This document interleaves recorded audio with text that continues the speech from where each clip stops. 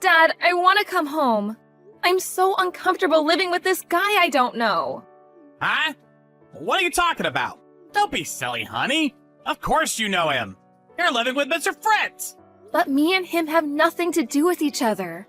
Why do I have to live at your boss's house? I know you said it was for my own good, but did you really mean that? You brought and left me here one day all of a sudden. Then you had all my belongings sent here?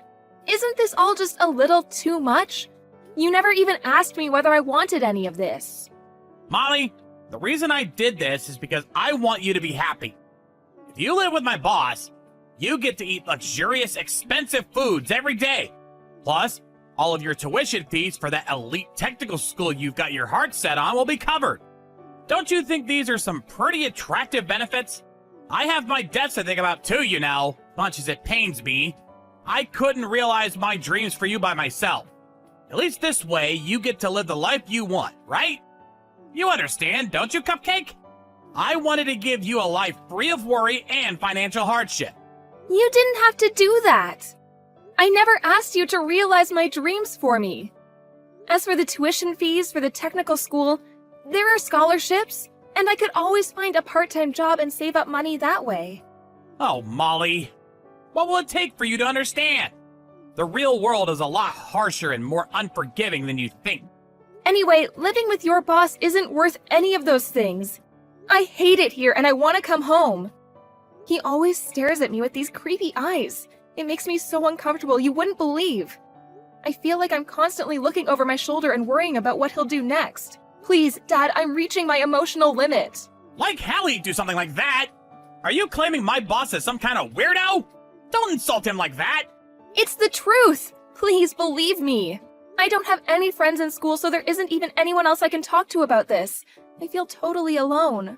I'm begging you, Dad.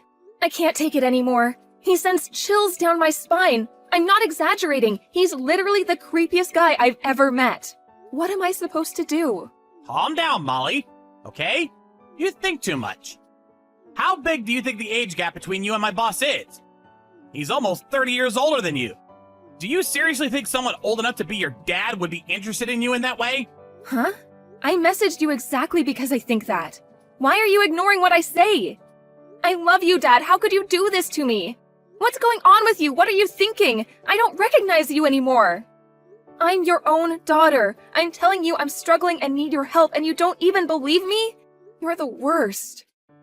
Sorry, Cupcake. I'd love to do something about it, but that's just not going to be possible given my position right now. I mean, I already moved house, which is why you have nowhere to live except my boss's place now. What? What did you do with the house? I sold it. Oh my God, are you joking? That house was full of memories of Mom, and you sold it? You sold it without even telling me. What else was I supposed to do, Cupcake? I was late on my debt repayments and they weren't gonna pay themselves. Your mom is probably cheering me on from heaven, you know? She wouldn't want to see me struggling financially. Why didn't you even talk to me about it? Surely that was the least you could have done. That house was full of our memories together as a family. It was the only place I truly felt at home. The only place I felt like Mom was still somehow with us in some way. Why would you do this? So you could go and live with Mr. Fritz.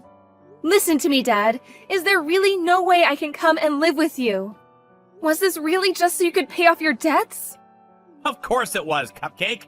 You wouldn't lie to me, right? You wouldn't hide anything from me, right? Like I said, you're living there to help me pay off my debts. Listen, the bottom line here is that you have nowhere to live except Mr. Fritz's house. And there's nothing either of us can do to change that. You only have 6 months of high school left now. You do want to graduate high school, don't you? If you moved out now, you'd have to drop out of school. And you'd enter the world of work as a middle school graduate. Do you know what that kind of life would look like? Do you? Is that what you want? If it's not, then please get through this somehow, Cupcake. Do it for your future. You probably just feel anxious because you're not used to living with my boss yet. He's a great guy, you'll see. If you could just do your best to hold out a little longer, taking things one day at a time, I'm sure you'll get used to him. If you don't, and after you graduate high school you still want out no matter what, then I'll consider some other options, okay? I want you to remember that I'm on your side, Molly, and I never abandon you, okay? Molly! Where are you? Hey! Answer the phone now! I won't. What the hell did you go and do? I just heard from my boss. He said you escaped? What the heck are you playing at? What do you mean, what did I go and do? Do you have any idea how much he terrified me? He made me go out to a fancy restaurant with him on my birthday. When we got out, he grabbed hold of my arm and dragged me somewhere against my will. Do you know where he took me? Did he tell you? You know, don't you? Sheesh, what's the big deal? It was just some run-of-the-mill business hotel. Which part of that hotel had anything to do with business? I can't take it anymore. I seriously can't take anymore. Everyone has a breaking point, and this is mine. Even just thinking about it is traumatic. God, he's so gross. Fine. I'm gonna come and pick you up. Can you at least tell me where you are? Huh? No way am I telling you. What? Why not? How am I supposed to help you if you won't tell me where you are? I'm really worried about you, Cupcake, so you have to tell me, okay? You help me? You worry about me? You're the one who sold me to your freaking boss. It's nothing but lies, Dad. Do you actually think it's gonna work with me anymore? I heard everything about how you said he could do whatever he wanted to me when I reached 18. You said that, didn't you, Dad? In return for him reversing your dismissal from the company and having him take over your debt repayments. You sold him to me in return for all of that, didn't you? Don't be ridiculous. You don't really believe that, do you, Cupcake? What kind of dad sells their own daughter? You. It was my birthday today. You knew that when you sold me. I don't want anything to do with you ever again. You could disappear off the face of the earth and I wouldn't care. I wish you at least had the decency to get the hell out of my life before you put me through this hellish ordeal, though. Get out of your life? You're just being silly now. Anyway, get back to Mr. Fritz's house at once. Your whining is tedious, and I'm done listening to it. Did you hear me? I said get back to my boss's house right now. Can you do this for me? For your dad? Please, Cupcake. I won't go back, and I won't do anything you say. Someone more important than you or your boss helped me out. It's all over now. Huh? Someone more important than me or my boss? What are you talking about? I'm your dad, which means I can do whatever I want with you. Is this how you repay me for all the time, effort, and money I put into raising you? With spite and disobedience? I don't want to believe it, that you don't love me. It was such a shock because I loved you. And I mean, what daughter wants to accept their own dad would do something like that to them? But you know what? I'm actually pleased. Because there's nothing more reassuring than the promise of one's own safety. And I have that now. Bye. Hey! Just you wait! Molly! President Cooper, Oh, I see you still haven't been arrested. I'd appreciate if I could speak to you one more time about the matter of what happened recently. I want to ask if you'll at least allow me the privilege of meeting my daughter one last time. Mr. White, my old employee, what are you talking about? You don't have a daughter, do you? Please, sir, respectfully, but I don't think this is the time for jokes. I'm talking about Molly. I implore you not to believe a word she says. It's nothing but baseless lies and deluded fantasy. She lost her mother at a very early age, and as a result, she's very emotionally unstable and has a tendency to say inappropriate things. That's why I need you to believe me when I tell you neither me nor Mr. Fritz had done anything worthy of criticism. You were never any good at your job, Mr. White, and you were one of the least enthusiastic employees I've ever seen. In spite of that, I still believed in you for some reason, but I had no idea you were the kind of dirtbag who'd sell your daughter. Sir, I must reiterate my previous point that I did not, in fact, sell my daughter. I'm not interested in hearing your excuses. You just said Molly's claims were deluded fantasy, didn't you? Me and my wife just saw her running away from Mr. Fritz, one of our former executives and your old boss, at a hotel. If what she's saying is deluded fantasy, what do you suppose it was that we saw? Baseless lies? Emotional instability? No, certainly, sir. You make a compelling case, and wow, I must say, you put it so eloquently, too. Truly a man worthy of the esteemed title of CEO. The problem is that the story you post seems to differ slightly from the version of events I myself was aware of. Do you still have no idea the gravity of what you've done? You sold your own daughter to your boss for no other reason than to pay off your debts, concerned with nothing more but your own self-preservation. Mr. Fritz has already been arrested. I find the thought of people as depraved as you two working at my company quite frankly terrifying, and I will stop at nothing to ensure your total eradication from the company ranks once and for all. President Cooper, what's going to happen to me? I won't really be arrested, will I? Isn't there anything you can do about this? You know, pull some strings, make some phone calls? You're a very powerful man, after all. Please, allow me to take this opportunity to once again apologize sincerely for my careless mistake 2 months ago that led to our company losing a major client. I swear to commit my life to serving you and this company to the utmost of my ability. Please, allow me another chance to prove myself and make all this go away somehow. I'll do anything! Being allowed the great privilege of entering this fine company was the only thing I've ever been proud of in my entire life! Give it a rest, you sniveling weasel! You prioritize your own financial well-being over your daughter's physical safety and mental health, and you call yourself a father? She's your flesh and blood. I feel genuine horror when I reflect on what you did. I feel actual insanity in your words when I listen to your groveling, sycophantic brown-nosing after the fact. Entering my company is the only thing you've ever been proud of, you say?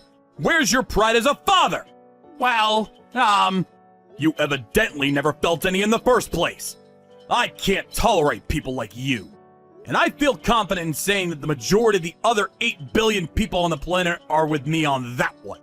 Are you sure this is what you want to do? Excuse me? I take it this means you don't care what happens to your company. What are you trying to say? Your company's reputation will be destroyed over this. You'll lose your position in society, and no one will want to risk doing business with you again, because you employed someone like me. There'll be no end to the anonymous criticism and harassment campaigns you'll be subjected to, and you'll be lampooned from all angles. Everything you worked so hard to build will come to ruin. It'll only be a matter of time before you go bankrupt. However, if I remain here, that can all be avoided. You can use your power and influence to prove my innocence against these hurtful accusations. That is, Mr. Fritz did this all on his own after all, didn't he? How does that sound? Do we have an arrangement? I think you'll agree that this isn't a bad offer for you. In fact, I think you might find it quite beneficial. You're a smart man, Cooper. I think you understand what I'm saying. So what'll it be, President? Will you work with me on this? I see. Interesting. Not a bad idea for someone so bad at his job, huh? Sorry, Mr. White, but the only outcome I'm interested in here is one that involves you being behind bars wearing orange. Huh? Please, look at this online news site. Hang on, I'll send you the link. Silicon Valley CEO rescues 18-year-old high school student is the name of the article. Huh? What? Seems like it's going viral. I caught a glimpse of it on both the local and national news programs too. It really seems to be doing the rounds. No names have been released, so pretty much nothing has changed at the company for me or any of the employees. Did you read the article? They're singing my praises like you wouldn't believe. You should take a look. It's very relevant to you. Whoa, whoa, whoa! Hold on a second! This has to be fake, right? Don't you think the contents are a little too accurate for it to be fake? Not to hint at criticism or a single negative portrayal of me. This can't be happening! Anyway, even if my company did go bankrupt, I'd just start over and rebuild from scratch. I am in the very favorable position of having more money than I know what to do with. Not to mention the many connections I forged with key players in the industry over the years. Your fate is already decided. President Cooper, please! I'm begging you! Please, help me somehow! There has to be something you can do! I don't deserve this! I'm about to take these chat logs to the police station where they'll be submitted as evidence. Would you like to add anything final before I do? Forgive me for cutting the conversation short, but you're irritating me now. Please do something! Anything! I'm begging you! Now it's your turn. I'm selling you to the police. My dad was arrested immediately after, and he and his old boss, Mr. Fritzl, were sentenced to hard prison time. I was so overjoyed and relieved by the news that they wouldn't get out for at least a few years that I cried. When Mr. Cooper, the CEO of my dad's old company, stepped in to help me, I asked him, "Why would you help me, a complete stranger?" As human beings, our highest priority is ultimately ourselves, and while those around us may be in trouble, they're still just strangers in the end. There's no meaning or merit to be had in helping them, right? Or so I thought. That's what I asked him, almost without thinking. Speaking honestly at the time, I genuinely saw no point in spending my time helping people I had no connection to. Mr. Cooper just said, "I know better than anyone what it feels like to be overwhelmed with gratitude and joy when someone helps you in your hour of need." And with no further elucidation, dropped me off in front of his house with his wife. Initially, it seemed like I'd have no choice but to go into a care home because I had no relatives to speak of. But Mr. Cooper's wife hugged me tightly, and through floods of tears kindly said to me, "Molly, you're more than welcome to live here with me and my husband for as long as you need, if it's what you want, of course." I accepted, and lived with the two of them for about 2 months. I'm certain it was thanks to Mr. Cooper I was able to stay there, and I'll be eternally grateful for the way he was there for me when I needed a helping hand more than ever. This all happened a few years ago, and now I'm working happily at Mr. Cooper's company, which he renamed and relocated not long after the whole Mr. Fritzl incident. The new HQ isn't too far from Mr. and Mrs. Cooper's house, which gives me great peace of mind in the event that there's any kind of emergency.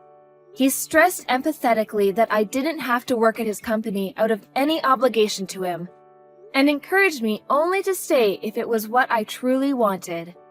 But what I truly want is to repay the debt of gratitude I owe to the man who saved my life. I still think about what happened back then from time to time. Back when I had no friends or a soul in the world to rely on, and even my own family couldn't be trusted. I'm so happy now that that period in my life almost feels like a dream. Now I'm blessed with a workplace that's full of laughter, a close group of friends the same age as me, and a new family. I want to continue my life with a positive, outward-facing attitude. Just like my role models, Mr. and Mrs. Cooper. Thank you so much.